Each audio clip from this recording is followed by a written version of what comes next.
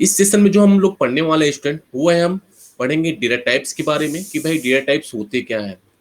Data types के बारे में पढ़ेंगे कि डेटा टाइप्स होते क्या है। अगर आपसे मैं पूछूं, क्योंकि ऑलरेडी आपने सी लैंग्वेज में डेटा टाइप्स पढ़ चुके हैं। सी लैंग्वेज में जो डेटा टाइप्स पढ़े हैं उनके नाम आप लोग को सभी को पते होंगे। क्या क्या नाम के डेटा टाइप्स हैं आप लोग पढ़े हैं सी लैंग्वेज में, कोई बताना चाहेगा? जी स्टूडेंट। जी primary. Okay, primary data types पढ़ा है आप लोगों ने। यूजर डिफाइंड डेटा टाइप्स पढ़ा है आप लोगों ने। और आप लोगों ने पढ़ा है डिराइव्ड डेटा टाइप्स। और एक आप लोगों ने पढ़ा है empty data type. Very good student. Empty data types, तो ये चार डेटा टाइप्स हमने ऑलरेडी पढ़ चुके हैं अपनी सी लैंग्वेज में। अब यही जो डेटा टाइप्स हैं जो मैं आपको बताने वाला हूँ, आगे जो डिस्कस करेंगे। अब जो हम डेटा टाइप्स पढ़ने वाले हैं वो सी प्लस प्लस के पढ़ने वाले हैं। तो यहाँ पर देखिए ज्यादा चेंजेस नहीं आने वाले हैं जो अब हम सी प्लस प्लस के डेटा टाइप्स पढ़ेंगे। बस जो चेंजेस आएगा स्टूडेंट, चेंजेस जो आएगा वो आएगा आपके इसमें, उसके मेमोरी के साइज में। किस पे चेंजेस आएगा स्टूडेंट? मेमोरी के साइज पे। तो जब भी हम बात करेंगे। जी स्टूडेंट, वॉइस क्लियर है मेरी? Okay. तो यहाँ पे जब हम डेटा टाइप्स की बात करेंगे तो यहाँ पर भी डेटा टाइप्स को तीन भागों में बांटा गया है स्टूडेंट। एक है आपका प्राइमरी डेटा टाइप्स, दूसरा है आपका डिराइव्ड डेटा टाइप्स, और तीसरा है आपका यूजर डिफाइंड डेटा टाइप। तो ये तीन भागों में यहाँ पे भी बांटा गया किसको? डेटा टाइप्स को। अगर मैं आपकी इंपॉर्टेंट डेटा टाइप्स की बात करूं स्टूडेंट्स, कौन कौन सी इंपॉर्टेंट डेटा टाइप्स हैं जो आपको याद रखने हैं और जो आपको प्रोग्राम में हर समय काम आने वाले हैं, वो है आपके इंटीजर, करेक्टर, फ्लोट, डबल। ये आपके बेसिक डेटा टाइप्स हैं जो आपको प्रोग्राम बनाने में मदद करेंगे। अगर मैं आपसे पूछूं कि भाई डेटा टाइप्स का मतलब क्या होता है, अगर आपसे मैं डेफिनेशन पूछूं कि डेटा टाइप्स का मतलब क्या होता है, तो कोई बताना चाहेगा डेटा टाइप्स होते क्या है, क्यों हम इसका यूज करते हैं स्टूडेंट? कोई बताना चाहेगा? जी, डेटा टाइप्स होते क्या है, कोई बताना चाहेगा स्टूडेंट? जी,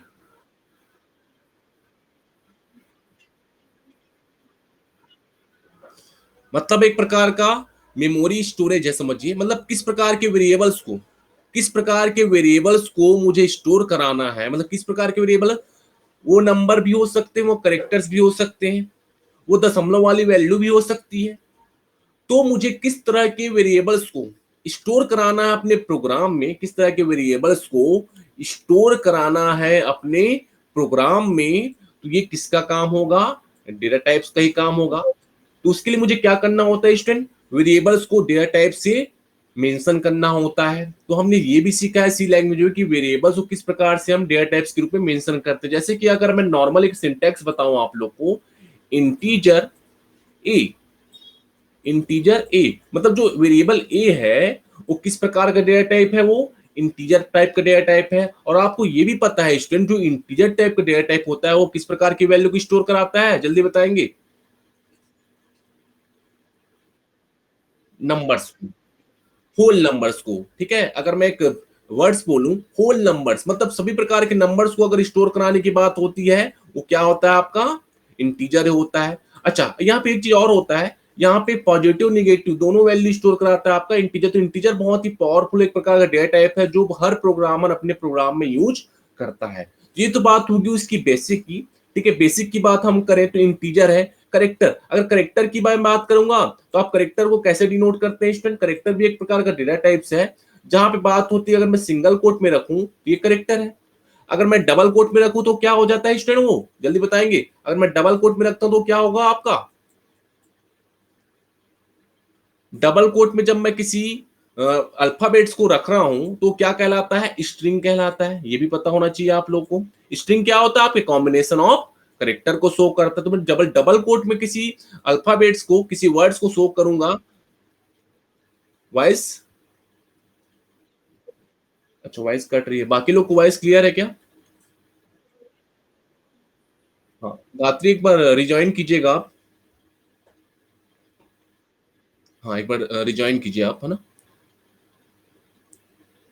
जी। तो अब यहाँ पे देखिए, जो मैंने बात की इंटीजर की, करेक्टर की, स्ट्रिंग की। अब फ्लोट वैल्यू की अगर हम बात करें तो फ्लोट डेटा टाइप्स क्या होते हैं स्टूडेंट? फ्लोट क्या होते हैं बताइए? जो दशमलव वाली वैल्यू को स्टोर करे। अभी क्लियर है? जो अभी ज्वाइन हुए हैं, अभी क्लियर आ रही है वॉइस जिनको? कट रहा है, अच्छा ठीक है, कट रहा है। तो कितना कट रहा है आपको, मतलब वॉइस एकदम ही क्लियर नहीं आ रही है क्या धात्री? अच्छा, एक मिनट। अच्छा, ओके ओके। चलिए मैं एक बार ये छोटा सा ये सॉल्यूशन करा देता हूँ, फिर हम ये क्लास एंड करके हम फिर से वापस आएंगे।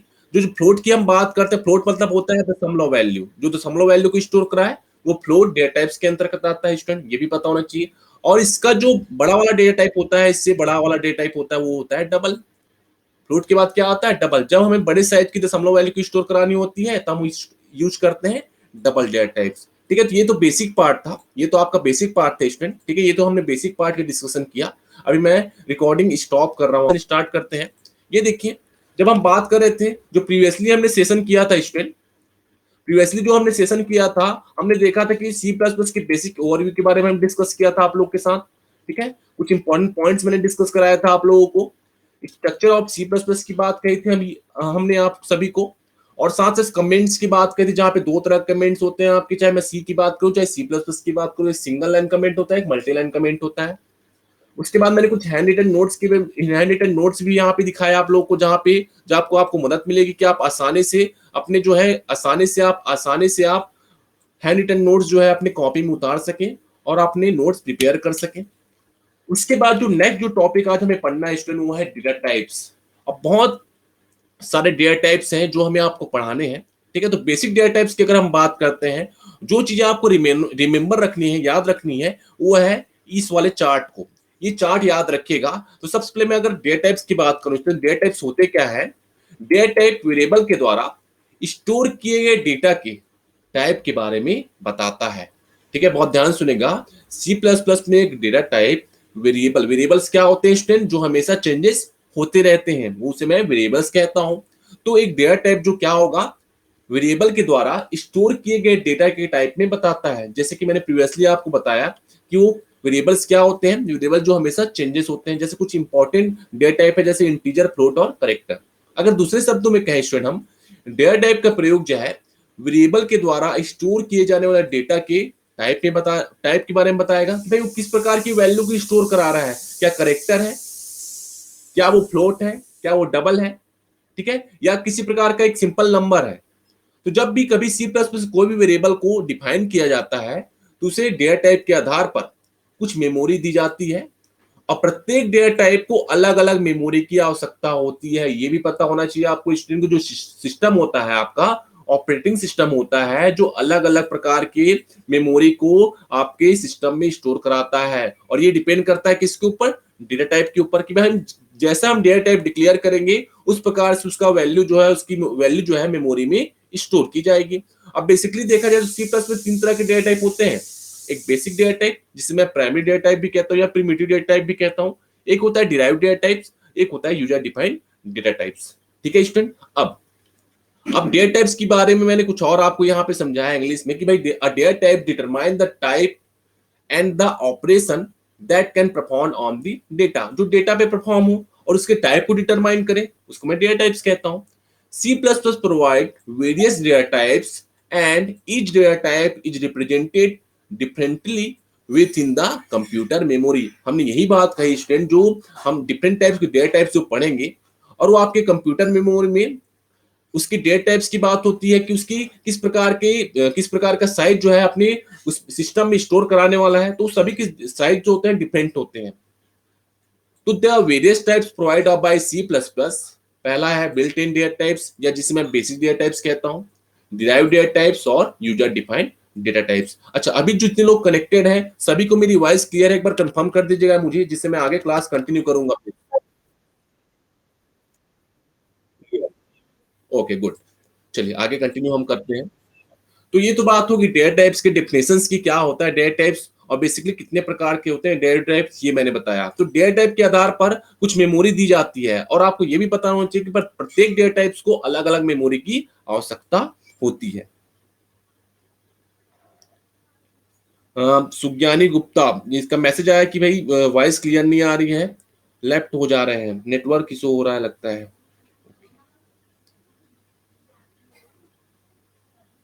वेट कीजिएगा।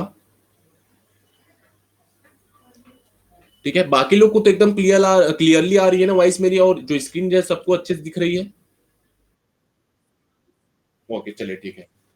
तो अब हम आते हैं इसके चार्ट पे कि भाई इसका स्ट्रक्चर कैसा है जिसे हमें याद रखना है। तो C plus plus data types की अगर हम बात करें स्टूडेंट, अच्छा एक चीज और मैं बोलना चाहूंगा, अगर किसी प्रकार का नेटवर्क इशू है आप लोग को, तो बिल्कुल आप जो चीजें रिकॉर्डिंग की जा रही है आप बाद में उसे वॉच कर सकते हैं, तो उसके लिए आप परेशान मत होइएगा स्टूडेंट।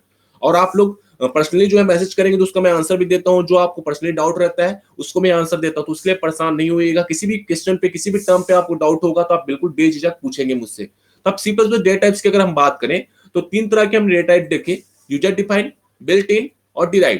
तो यूजर डिफाइंड डेटा टाइप्स के अंदर कौन कौन से आते हैं आपके, स्ट्रक्चर, यूनियन, क्लास, एनुमरेशन, चार होते हैं टोटल, चार याद रखिएगा। अब उसी प्रकार जब बिल्ट इन डेटा टाइप्स की बात करते हैं, बिल्ट इन मतलब जो प्रिमिटिव डेटा टाइप्स हैं जिसमें प्राइमरी डेटा टाइप्स कहता हूं, वो बेसिकली देखा जाए तो ये देखिए इंटीग्रल टाइप के अंतर्गत आता है आपका इंटीजर और करेक्टर, और एक होता है वाइट, और एक होता है फ्लोटिंग टाइप जहां पे आते हैं दो दो डेटा टाइप्स, फ्लोट और डबल्स। ठीक है, फ्लोट और डबल्स। अच्छा एक चीज और आपको बताना चाहूंगा स्टूडेंट, जो ये डेटा टाइप्स मैं बता रहा हूँ सिस्टम के हिसाब से मेमोरी लेता है, कि भाई आपका जो सिस्टम का जो आर्किटेक्चर है, सिस्टम ऑपरेटिंग सिस्टम को जो आर्किटेक्चर है बेसिकली देखा जाए तो 32 बिट्स और एक होता है 64 बिट्स।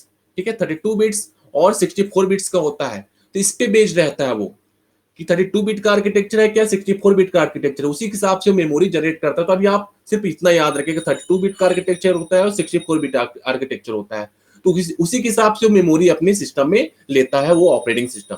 उसी प्रकार डिराइव डेटा टाइप्स की बात करेंगे तो एरे, फंक्शन, पॉइंटर और रिफरेंस, ये होते हैं डिराइव डेटा टाइप्स के अंतर्गत। अब जो आपको इंपॉर्टेंट डेटा टाइप्स की मैं बात कर रहा था जिसको आपको याद रखना है पूरे आपके प्रोग्रामिंग सेशन में, वो कौन कौन से हैं। सबसे पहला आपका देखो शॉर्ट इंटीजर, ये तो बहुत कम उपयोग होता है, तब भी आप इसका साइज याद रखिएगा। रेंज याद रखने की जरूरत हमें नहीं है, रेंज याद रखने की जरूरत हमें नहीं होती स्टूडेंट। ठीक है, रेंज याद रखने की जरूरत नहीं है, हमें सिर्फ साइज को याद रखने की जरूरत होती है। किसको याद रखने की जरूरत होती है स्टूडेंट, साइज को। ठीक है, तो शॉर्ट इंटीजर, अनसाइंड इंटीजर, देखिए दो तरह के इंटीजर होते हैं, एक साइन इंटीजर एक अनसाइंड इंटीजर, साइंड और अनसाइंड। जब साइंड की बात करता हूं, साइन इंटीजर की बात करता हूं स्टूडेंट, तो वो पॉजिटिव और निगेटिव दोनों वैल्यू स्टोर करता है। जब मैं अनसाइन इंटीजर की बात करता हूं तो सिर्फ वो पॉजिटिव वैल्यू स्टोर करता है, तो इसको ऐसे याद रखिएगा। ठीक है, अब देखिएगा, अब जो आपको याद रखना है कौन कौन से डेटा टाइप्स को जिसके और उसके साइज को याद रखना है, मैं आपको बताता हूं जो आप याद रखिएगा। पहला है इंटीजर, दूसरा है लॉन्ग इंटीजर। देखिए इसकी बाइट्स, इसकी जो साइज कितनी है 4 बाइट्स, मतलब टोटल कितने नंबर ऑफ बिट्स होंगे स्टूडेंट, 4 बाइट्स मतलब कितने नंबर ऑफ बिट्स, 1 बाइट बराबर कितने बिट्स होते हैं, 8 बिट्स। Very good.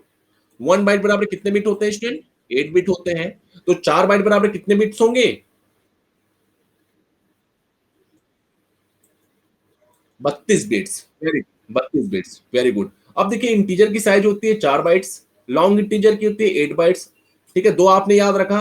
तीसरा याद रखना है आपको करेक्टर, करेक्टर तो आपको पता होना चाहिए सिर्फ एक ही बाइट रखता है अपने पास। फ्लोट, फ्लोट को याद रखना है आपको, फ्लोट का जो साइज है 4 बाइट। डबल का याद रखना है आपको 8 बाइट्स। ठीक है, ये कुछ चीजें हैं आपको रिमेंबर रखनी है स्टूडेंट। ठीक है, इतना तो आप याद रखिएगा, इंटीजर, करेक्टर, फ्लोट, डबल, ये बेसिक डेटा टाइप्स है जिसको आपको, जिसके आपको नाम के साथ साथ उनके डेटा टाइप, अच्छा ये सारी चीजें आपको दिखाई देती है स्टूडेंट, ये सारे आपके कीवर्ड्स भी होते हैं। फ्लोट भी कीवर्ड है, इंटीजर भी कीवर्ड है, ये सारे कीवर्ड्स के अंतर्गत आते हैं स्टूडेंट। ठीक है, तो इसको याद रखेंगे ऐसे। कुछ इंपॉर्टेंट डेटा टाइप्स है जिसको आपको याद रखना है, ये मैंने बताया। अब अब देखिए कुछ मैंने डिफिनेशन भी दिया हुआ है इंटीजर के बारे में, करेक्टर के बारे में, बुलियन के बारे में। ये नया डेटा टाइप्स आपको दिखने का मिलेगा बुलियन। ठीक है, कुछ नया डेटा टाइप्स है, और एक और नया डेटा टाइप्स है आपको दिखेगा वाइल्ड करेक्टर। तो इंटीजर आपने समझा, इंटीजर मतलब होता है जिसकी मेमोरी कितनी होती है, 4 बाइट्स लेता है मेमोरी में। ठीक है, तो जब मैं कीवर्ड्स की बात करूंगा इंटीजर के लिए तो क्या होता है, I N T. Character, character के लिए जो कीवर्ड होता है किस क्या होता है, सी एच ए आर। ये देखिए सी एच ए आर, जो कितने बाइट लेता है मेमोरी में, 1 बाइट। ठीक है, तो इंटीजर, जैसे इंटीजर के लिए डिक्लेयर करना मैं कैसे डिक्लेयर करूंगा, इंट। सपोज मैंने किसी वेरिएबल कर लिया ए, और सपोज मैंने वैल्यू डिक्लेयर कर दिया इंटीजर इक्वल टू 10, तो इसकी वैल्यू कितनी है 10 है, और एक किस प्रकार का डेटा टाइप है इंटीजर प्रकार का डेटा टाइप है। उसी प्रकार मैं करेक्टर की बात करूं स्टूडेंट, तो करेक्टर की मैं डिक्लेरेशन कैसे करूंगा CHAR, और यहां पे लिख सकता हूं सिंगल कोट में, तो ये आपका करेक्टर है। ठीक है, करेक्टर की बात आएगी। बुलियन, बुलियन मतलब होता है जहां पे बात होती है 0 1 की। बुलियन मतलब क्या होता है स्टूडेंट 0 1 ही होता है, या जिसमें लॉजिकल वैल्यू भी कहता हूं। और यहाँ पे चीजें जब वेरिएबल जो स्टोर होंगे आइदर ट्रू और फॉल्स के बेस पे होंगे, किसके बेस पे होंगे ट्रू और फॉल्स के बेस पे होंगे। और जो कीवर्ड यूज किया जाएगा वो कीवर्ड होता है BOOL, बुल। बुलियन के लिए जो कीवर्ड होता है वो बुल होता है। ठीक है, याद रखेगा। और यहाँ पे सिर्फ जो मेजर चीजें होती हैं जहां पे वेरिएबल जो स्टोर होंगे, जो बुलियन वेरिएबल स्टोर होंगे आइदर ट्रू और फॉल्स के फॉर्म में होंगे, ये भी याद रखना है। अभी जितनी चीजें बता रहा हूं आप उससे उतना ही याद रखिएगा, क्योंकि यही काम आएगी आप लोगों को। एक होता है फ्लोटिंग पॉइंट। अब जब मैं दशमलव वाली वैल्यू को स्टोर कराना चाहता हूं अपने प्रोग्राम में, तो वो कितने नंबर ऑफ मेमोरी लेता है अपने 4 बाइट्स 4 बाइट्स लेता है। इसका स्टोरेज जो है किसके लिए किया जा रहा है प्रिसीजन फ्लोटिंग पॉइंट वैल्यू या डेसिमल वैल्यू, मतलब दशमलव वाली वैल्यू को। एक होता है double floating point value. Double floating point मतलब होता है जब हम बड़ी साइज की दशमलव वैल्यू को स्टोर कराना चाहें तब हम इसका यूज करेंगे, और जिसका जो रिक्वायर्ड साइज है वो कितना है 8 बाइट्स है मेमोरी स्पेस के लिए। एक होता है वाइड, वाइड मतलब आपको समझ आता है विदाउट एनी वैल्यू, जिसमें एम्प्टी डेटा टाइप्स भी कहता हूं। क्या कहते हैं स्टूडेंट एम्प्टी डेटा टाइप्स कहता हूं। जब मैं फंक्शन में से डिक्लेयर करता हूं तो यह आपका क्या करता है जहां पे वो किसी प्रकार की वैल्यू को रिटर्न नहीं कराता है। अब ये देखिए ये तो एक नया डेटा टाइप्स हो गया आपका बुलियन हो गया, और एक और नया डेटा टाइप्स है जिसे मैं नाम देता हूं, मैं इसे मेंशन करता हूं आप लोग के लिए। ये नया डेटा टाइप्स है आपका, और ये नया डेटा टाइप्स है वाइल्ड करेक्टर। तो वाइल्ड करेक्टर होता है क्या समझिएगा इसके डेफिनेशन को। Wild character data type is also a character data types, मतलब एक प्रकार का करेक्टर डेटा टाइप्स है, but this data types has size greater than the normal 8 bit data types. मतलब जो करेक्टर का जो साइज होता है 1 बाइट, ठीक है 1 बाइट जो साइज होता है उससे थोड़ा बड़ा होगा। ठीक है, मतलब 8 बिट से बड़ा है। तो रिप्रेजेंटेड बाय कीवर्ड जो होगा इसका W character underscore T, W character underscore T. It is generally 2 और 4 बाइट्स लॉन्ग। ये कितने होते हैं 2 या 4 बाइट्स होते हैं इसके, जो 2 या 4 बाइट्स की इसकी मेमोरी होती है। तो अभी तो सिर्फ ये याद रखिएगा जो चीजें मैंने आपको कॉन्सेप्ट बताया, तो जब हम आगे प्रोग्राम बनाते जाएंगे और जब ये कीवर्ड्स आपके, जब ये डेटा टाइप्स आपके यूज होने वाले होंगे, तब वहां पे आपको और कॉन्सेप्ट क्लियर हो जाएगा कि भाई कितने नंबर्स ऑफ उसके जो सिस्टम में मेमोरी लिए जा रहे हैं। जैसे इंटीजर की बात करें, चाहे करेक्टर की बात करें, चाहे फ्लोट की बात करें, चाहे बुलियन की बात करें, चाहे डबल की बात करूं, चाहे मैं वाइट की बात करूं। तो ये कुछ बेसिक इंपॉर्टेंट डेटा टाइप्स हैं जो आपको बहुत ही इंपॉर्टेंट है और जो आपके प्रोग्राम में हमेशा यूज होने वाला है। तो आप एक बार मुझे कंफर्म कीजिएगा ये चीजें आपको क्लियर है, एक बार कंफर्म कीजिएगा। तो आपको क्या चीजें याद रखनी है स्टूडेंट डेटा टाइप्स में, कि सबसे पहले डेफिनेशन याद रखेंगे कि डेटा टाइप्स होते क्या है। तो डेटा टाइप्स होते क्या है, जब मुझे जब मैं अपने प्रोग्राम में वेरिएबल डिक्लेयर करता हूं तो वेरिएबल्स क्या मुझे क्या डिफाइन करना होता है, उसका टाइप डिफाइन करना होता है। और आपको यह भी पता होना चाहिए स्टूडेंट कि जो हर डेटा टाइप्स होते हैं डिफरेंट डेटा टाइप्स हैं, वो अपने जो ऑपरेटिंग सिस्टम की मेमोरी में अलग अलग स्पेस लेता है, ये याद रखेंगे। उसके बाद ये बेसिकली 3 टाइप्स के होते हैं, एक होता है user defined data types, structure, union. ये बेसिकली आपके यूजर डिफाइंड डेटा टाइप्स क्या आते हैं। जैसे क्लास, क्लास की अगर हम बात करें, अगर ये अभी सी प्लस प्लस का सेशन है हमारा, ऑब्जेक्ट ओरिएंटेड प्रोग्रामिंग का सेशन है, तो क्लास भी आपकी यूजर डिफाइंड डेटा टाइप्स के अंतर्गत आते हैं। फंक्शन, फंक्शन भी आपकी यूजर डिफाइंड डेटा टाइप्स के अंतर्गत आते हैं। उसके बाद आपके डिराइव डेटा टाइप्स की अगर मैं बात करूं, डिराइव डेटा टाइप्स के अंतर्गत कौन कौन से आते हैं स्टूडेंट। पॉइंटर को मान लीजिए, पॉइंटर है आपका, एरे है, ये आपके डिराइव डेटा टाइप्स के अंतर्गत आते हैं। जैसे कि मैंने यहाँ पे चार्ट बनाया हुआ देखिएगा, एरे, फंक्शन, पॉइंटर और रेफरेंस। अभी तो नाम याद रखिएगा, एरे, फंक्शन, पॉइंटर और रेफरेंस आपके डिराइव डेटा टाइप्स हैं। और जब मैं प्राइमरी डेटा टाइप्स की बात करूंगा तो वहां पे बेसिकली 3 तरह की इसको इस चार्ट में रिप्रेजेंट किया गया है। इंटीग्रल, इंटीग्रल मतलब जहां पे इंटीजर और करेक्टर की बात होगी, एक वाइड डेटा टाइप्स की बात होगी, और एक फ्लोटिंग टाइप की बात होगी जिसमें फ्लोट और डबल से रिप्रेजेंट करता हूं। तो इतना सारा ये बेसिक कॉन्सेप्ट है डेटा टाइप्स का, आपको याद रखना है, ज्यादा नहीं पढ़ना है स्टूडेंट, बस इतना ही याद रखना है आप सभी को। क्लियर है आप सभी को, एक बार कंफर्म कीजिएगा। जी, कोई डाउट है स्टूडेंट एक बार पूछ सकते हैं।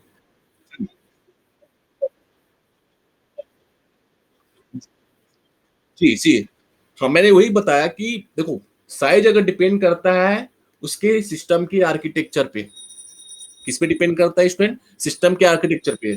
आप लोग जब बात करते हैं जैसे कि मैंने, हाँ, उससे लेकिन बड़ा साइज होगा। जैसे सी प्लस प्लस की अगर मैं बात करूंगा, उससे थोड़ा ज्यादा साइज वो लेता है। जैसे कि हमने देखा था सी लैंग्वेज में इंटीजर जो होता था बेसिकली 2 बाइट्स लेता था। हाँ, लेकिन जब सी प्लस से हम बात करेंगे तो उसकी संख्या कितनी बढ़ गई है? 4 बाइट होगी, है ना? तो ये डिपेंड करता है उसके फीचर्स पे कि, और डिपेंड करेगा सिस्टम के आर्किटेक्चर पे। जैसे कि मैंने बताया, आप लोग भी जाके अगर जिनके पास सिस्टम है वो जाके जरूर चेक कीजिएगा। माई कंप्यूटर में जाइएगा, प्रॉपर्टीज में जाइएगा, माई कंप्यूटर के प्रॉपर्टीज में जाइएगा, माई कंप्यूटर में राइट क्लिक कीजिएगा, द लास्ट में प्रॉपर्टीज होता है आपका। वहां पे जाके आप सिस्टम के पूरे सिस्टम के बेसिक जो चीजें हैं वहां पे, जो जो सिस्टम में आपके डला हुआ है वो सारी चीजें आप वहां पे देख सकते हो। तो वहां पे आपको समझ आ जाएगा भाई आपका सिस्टम किस प्रकार का आर्किटेक्चर को सपोर्ट करता है। ठीक है, ओके, वेरी गुड। चलिए, अब हम बात करेंगे टोकन्स की स्ट्रेंथ। तो एक टॉपिक हमने कवर किया जिसकी बात हमने की डेटा टाइप्स की। अब हम नेक्स्ट जो टॉपिक रीड करेंगे वो है टोकन्स। चलिए, टोकन्स क्या होता है, कोई बताना चाहेगा? जी, very good student. C program की सबसे छोटी यूनिट को मैं टोकन कहता हूं। बिल्कुल, आप लोगों ने सभी ने सही समझा है कि भाई टोकन्स क्या होते हैं। Smallest unit of the program, smallest unit of the program is called tokens. अब टोकन्स की बात करें तो कीवर्ड्स, आइडेंटिफायर्स, ये सारे टोकन्स ही हैं। कीवर्ड्स, आइडेंटिफायर, कांस्टेंट, ऑपरेटर्स, ठीक है, ये सारे क्या है आपके टोकन्स के अंतर्गत आते हैं स्टूडेंट। तो आपको ये भी याद रखना है कि जब भी आपको वाइवा में या आपके एग्जाम में ऐसा क्वेश्चन एनालाइज होता है कि टोकन्स होते क्या है, तो आपको पता होना चाहिए smallest unit of the program. जैसे कि आपको यहाँ पे स्क्रीन पे क्लियर नजर आ रहा होगा, keywords, constant, string, special symbol, character set, operators, ये सारे टोकन्स के अंतर्गत आते हैं, smallest unit of the program. ये देखिए, मैंने आपको एक सिनारियो भी डिस्कस किया कि कौन कौन से टोकन्स के अंतर्गत आते हैं। तो इसे पढ़ने से पहले हमें तो इसको जानना जरूरी कि भाई ये होते क्या है, ये टोकन्स ही है। तो टोकन क्या है? Tokens act as a building blocks of a program. क्या है? एक प्रकार का building block of a program. Program को बिल्ड करने की बात आती है तो उसे मैं टोकन्स कहता हूं। एक चीज और लिखा है यहाँ पे देखिएगा, smallest individual unit in a program, individual smallest individual unit in a program. ठीक है, उसी प्रकार जब मैं बात करता हूं, किसकी बात करता हूं, कीवर्ड्स की, तो कीवर्ड्स आपको समझ आता है स्टूडेंट। कीवर्ड्स क्या है? पहले से आरक्षित वर्ड है, प्री डिफाइंड वर्ड्स है जिसे हमें यूज करना होता है। और बेसिकली आपने देखा है जो कीवर्ड्स होते हैं हमेशा जो किसमें लिखे जाते हैं, स्मॉल लेटर में लिखे होते हैं। अब आपने जो सी लैंग्वेज में कितने कीवर्ड्स पढ़े हैं स्टूडेंट, आप लोगों ने सी लैंग्वेज में 32 कीवर्ड्स पढ़े हैं, लेकिन यहाँ पे कीवर्ड की संख्या बढ़ जाएगी। मतलब बात सिंपल सी है कि जो आपने पिछले सेशन में किया है सी लैंग्वेज में 32 कीवर्ड्स पढ़ा है, बहुत सारे कीवर्ड्स आपने यूज नहीं किए, जो बेसिक कीवर्ड्स आपने यूज किए हैं। लेकिन जब हम बात करेंगे सी प्लस प्लस की, तो यहाँ पे जो कीवर्ड्स हैं 10 से 15 कीवर्ड्स बढ़ चुके हैं। ठीक है, 10 से 15 कीवर्ड्स की इंक्रीमेंट हो चुकी है। तो ये तो बात होगी टोकन्स की। किसकी बात हो गई? टोकन्स की। अब हम बात करते हैं कीवर्ड्स की। तो कीवर्ड्स क्या होते हैं समझिएगा। तो टोकन्स में आपको क्या याद रखना है, smallest unit of the program is called token. Keywords, identifier, constant, string, special symbol, and operators, they are all part of the tokens.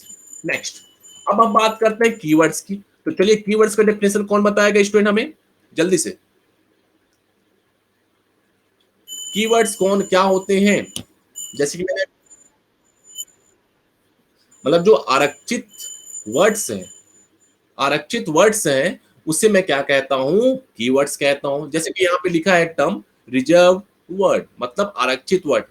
इसे हमने नहीं बनाया स्टूडेंट, ये पहले से आंसीसी के द्वारा डिफाइन है। किसके द्वारा डिफाइन है? आंसीसी। तो ये देखिए, हमने 10-15 की बात कही थी, लेकिन यहाँ पे टोटल सी प्लस प्लस में 64 कीवर्ड हैं। मतलब सी और सी प्लस प्लस को मिलाकर कितने कीवर्ड्स हैं? 64 कीवर्ड है, 64 कीवर्ड है। तो कीवर्ड्स क्या है? They are the reserved keywords that are defined by the compiler to perform the internal operation written in lowercase.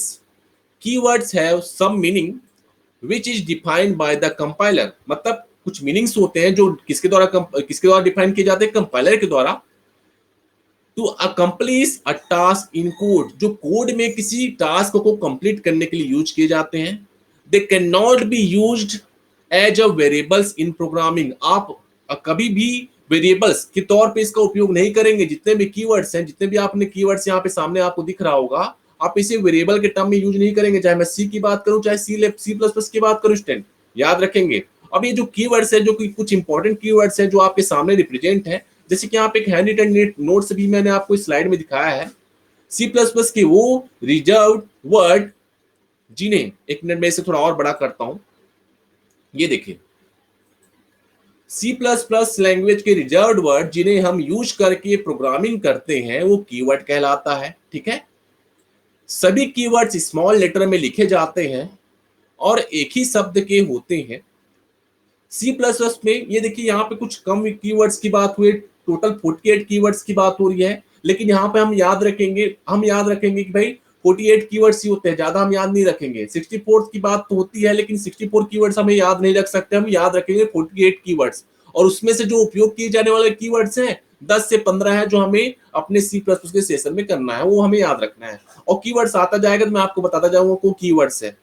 तो अधिकांश कीवर्ड्स जो हमने सी प्रोग्रामिंग में पढ़े हैं वो तो हम यूज करेंगे ही, साथ साथ जो नए कीवर्ड्स ऐड हुए हैं वो भी हम देखेंगे स्टूडेंट। चलिए, तो ये देखिए मैंने एक सिनारियो, एक छोटा सा एग्जांपल यहाँ पे लिखा हुआ है, जिससे आपको क्लियर होगा कि भाई क्या क्या कीवर्ड्स होते हैं सी प्लस प्लस में। ये देखिए जो कीवर्ड्स की हम बात कर रहे थे स्टूडेंट, जो कीवर्ड्स की हम बात कर रहे हैं, ये देखिए कीवर्ड्स क्या क्या है। पहला है प्रिमिटिव या प्राइमरी डेटा टाइप, जहां पे ये सारे कीवर्ड्स आते हैं। Integer, character, short, long, float और डबल और वाइट। अगर नॉन प्रिमिटिव डेटा टाइप्स की बात करूं तो आपका स्ट्रक्चर, यूनियन, इन्यूम और क्लास। एक्सेस मॉडिफायर जो मैंने बात कही, जैसे मैंने बात कही एक्सेस मॉडिफायर की, एक्सेस मॉडिफायर मतलब एक्सेस स्पेसिफायर, जिसका कॉन्सेप्ट आप यूज करेंगे क्लास में। प्राइवेट, पब्लिक और प्रोटेक्टेड होते हैं। कंट्रोल स्टेटमेंट, जहां पे मैंने कंट्रोल स्टेटमेंट की बात कही, जहां पे आपको देखना है क्या क्या स्टेटमेंट्स होते हैं, जैसे if, else, switch, case, default, for, while, do while, break और कंटिन्यू। अच्छा, ये ब्रेक और कंटिन्यू जो है आपके जंप स्टेटमेंट के अंतर्गत आते हैं स्टूडेंट, और जो फॉर, वाइल और डू वाइल है आपके लूपिंग स्टेटमेंट के अंतर्गत आते हैं। अब जो रिलेटेड टू क्लास है, जो क्लास से रिलेटेड जो कीवर्ड्स हैं वो है आपके इनलाइन, दिस, न्यू, ये सारे नए कीवर्ड हैं जो मैं आपको बता रहा हूं। Inline, this, new, delete, virtual, friend, try, catch, throw, ये सारे आपके क्लास से रिलेटेड कीवर्ड्स हैं, जो आपके नए कीवर्ड्स हैं सी प्लस प्लस के। उसी प्रकार कुछ अन्य अन्य उद्देश्य के लिए जो कीवर्ड्स यूज किए जाते हैं, जैसे आपके auto, register, extern, volatile, static, const और साइज ऑफ। ये बस इतने ही कीवर्ड्स आप याद रखेंगे सी प्लस प्लस में, तो आप आसानी से किसी भी प्रोग्राम को आसानी से अपनी सी प्लस प्लस में बना सकते हैं। तो कीवर्ड्स का डेफिनेशन आपको क्लियर है। कुछ इंपॉर्टेंट कीवर्ड्स मैंने डिस्कस किया आप लोग से, वो क्लियर है, एक बार कंफर्म कीजिएगा student. Okay, very good student. चलिए, अब यहां तक डेटा टाइप्स हमने किया, टोकन किया, कीवर्ड्स किया। इन तीनों में कोई दिक्कत तो पूछ सकते हैं एक बार मुझसे स्टूडेंट? जी बिल्कुल, सभी को क्लियर है? Okay, very good. हाँ जी, मॉडिफायर मैं आगे बताऊंगा, वो आगे की स्लाइड में है आपके। मॉडिफायर जो आपने आपके सिलेबस में है वो आगे के पार्ट में। जैसे आपने देखा अनसाइंड, साइंड, आपने सुना ना अभी जो मैंने बताया, अनसाइंड और साइंड, वो आपके मॉडिफायर के अंतर्गत आते हैं, वो मॉडिफायर कीवर्ड्स के अंतर्गत आते हैं। ठीक है साधना? ओके, चलिए नेक्स्ट नेक्स्ट स्लाइड में आते हैं हम। नेक्स्ट स्लाइड में देखिए यही आपके नाम दिए गए हैं, ये देखिए ये सारे कीवर्ड्स दिए गए हैं। ये कितने, देखिए टोटल कितने कीवर्ड्स हैं।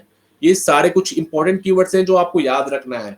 और जो कीवर्ड्स आप जो पढ़ेंगे आगे क्लास में, जैसे आपका auto, break, case, catch, character, class, const, ठीक है, इफ एल्स, इनलाइन, ये देखिए इनलाइन फंक्शन के रूप में किया जाएगा इसका। जब इनलाइन फंक्शन बनाएंगे तो इस कीवर्ड का यूज होगा। उसी प्रकार जब हम फ्रेंड फंक्शन बनाएंगे तो फ्रेंड कीवर्ड का यूज होगा। जब हम क्लासेस बनाएंगे तो प्राइवेट, पब्लिक और प्रोटेक्टेड कीवर्ड का यूज होने वाला है स्टूडेंट। उसी प्रकार जब हम स्ट्रक्चर बनाएंगे तो स्ट्रक्चर कीवर्ड का यूज होगा। जब हम यूनियन बनाएंगे तो यूनियन कीवर्ड का यूज होगा। जब हम वर्चुअल फंक्शन बनाएंगे तो वर्चुअल कीवर्ड का यूज होगा स्टूडेंट। जब हम दिस पॉइंटर का प्रोग्राम बनाएंगे तो दिस कीवर्ड्स का यूज होगा। उसी प्रकार जब हम डिफरेंट टाइप से कंट्रोल स्टेटमेंट्स की बात करते हैं, लूपिंग स्टेटमेंट की बात करते हैं, तो ये सारे कीवर्ड्स आपके यूज होते हैं, डू, एल्स, ठीक है। जब हम जंपिंग स्टेटमेंट की बात करते हैं तो ब्रेक कीवर्ड का यूज होता है और गो टू का कीवर्ड का यूज होता है, ये देखिए। ऑपरेटर, ऑपरेटर भी एक कीवर्ड के रूप में उपयोग किया जाता है, इसको भी याद रखना है स्टूडेंट, ठीक है। चलिए, तो ये कुछ मैंने कीवर्ड्स बताया जिसका उपयोग क्या होने वाला है, ये हम आगे पढ़ेंगे। और friend function, inline function, virtual function बहुत ही इंपॉर्टेंट फंक्शन है एग्जाम पॉइंट ऑफ व्यू के लिए, और ये सारे फंक्शन आपके एग्जाम में पूछे जाते हैं, वो तो आगे हम डिस्कस करेंगे यूनिट नंबर 3 में। तो अभी जब देखिएगा, जब बेसिक ओवरव्यू की बात हो रही है स्टूडेंट, तो हम बेसिक ओवरव्यू ही कर रहे हैं कि भाई हम सी प्लस प्लस होता है क्या, ये समझा हमने, कैसे सी प्लस प्लस का स्ट्रक्चर दिखता है वो हमने डिस्कस किया, हमने कौन कौन सी डेटा टाइप्स हैं, कौन कौन सी कीवर्ड्स हैं, कौन कौन से टोकन्स हैं, ये मैंने बताया आप लोग को। चलिए आगे स्लाइड पे आते हैं हम। आइडेंटिफायर्स, ये देखिए सब ऑलरेडी आपने पढ़ चुका है, बस मैं आपको एक रिवाइज मेथड मिला रहा हूँ क्योंकि ऑलरेडी आपने सी लैंग्वेज पढ़ चुका है, ये मैं मान रहा हूँ। तो सी प्लस प्लस जो है, सी प्लस प्लस में आइडेंटिफायर क्या होते हैं student? Variables, function, class, modules या कोई भी यूजर डिफाइंड आइटम होता है उससे मैं आइडेंटिफायर कहता हूं। मतलब जो भी आप वेरिएबल्स बनाते हो, आइडेंटिफायर मतलब नाम समझ आना चाहिए स्टूडेंट, आइडेंटिटी करना, किसी चीज को आइडेंटिफाई करना, ठीक है। तो किसी प्रकार के आइडेंटिफाई की बात आती है तो वेरिएबल्स, फंक्शन, क्लास, मॉड्यूल्स या कोई अन्य यूजर डिफाइंड आइटम्स है उसे मैं आइडेंटिफायर्स कहता हूं। तो an identifier starts with letter A to Z, मतलब लेटर से आप स्टार्ट कर सकते हैं, या स्मॉल लेटर या तो कैपिटल लेटर्स, या अंडरस्कोर से भी स्टार्ट कर सकते हैं, ठीक है, फॉलोड बाय जीरो और मोर लेटर्स। तो अंडरस्कोर्स की भी बात आती है, साथ साथ आप एंड डिजिट्स की भी बात आती है। तो यहाँ पे जब मैं बात करता हूँ आइडेंटिफायर्स की, तो आइडेंटिफायर आप बनाते हो, ठीक है, तो कोई भी किसी भी वेरिएबल्स, फंक्शन या क्लास को मैं आइडेंटिफायर्स कह सकता हूँ। तो जब भी आइडेंटिफायर डिक्लेयर करने की बात आती है, बेसिकली देखा जाए तो आपके प्रोग्राम में यूज होता है आइडेंटिफायर। तो मैंने कुछ यहाँ पे चार्ट भी दिए, तो चार्ट के बारे में डिस्कस करूंगा कि कौन सा वैलिड है, कौन सा इनवैलिड है, किस प्रकार से आइडेंटिफायर बनता है, किस प्रकार से आइडेंटिफायर नहीं क्रिएट कर सकते हम।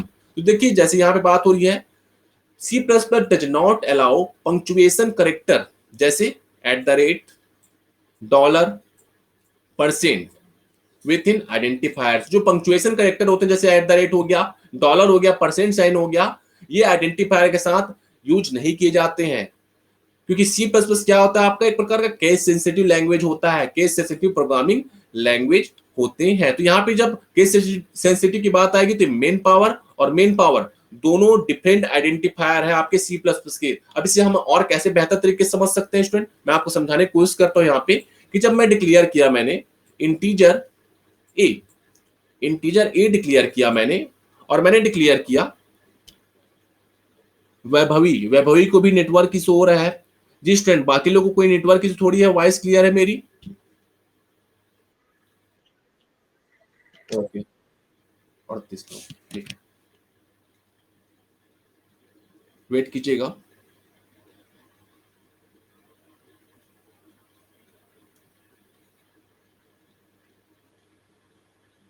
अब देखिएगा आइडेंटिफायर की जब मैंने बात कही, जब मैंने इंटीजर ए डिक्लेयर किया और यहां पे मैंने डिक्लेयर किया इंटीजर ए, इन दोनों में डिफरेंस है कि नहीं मुझे बताएंगे जी स्टूडेंट?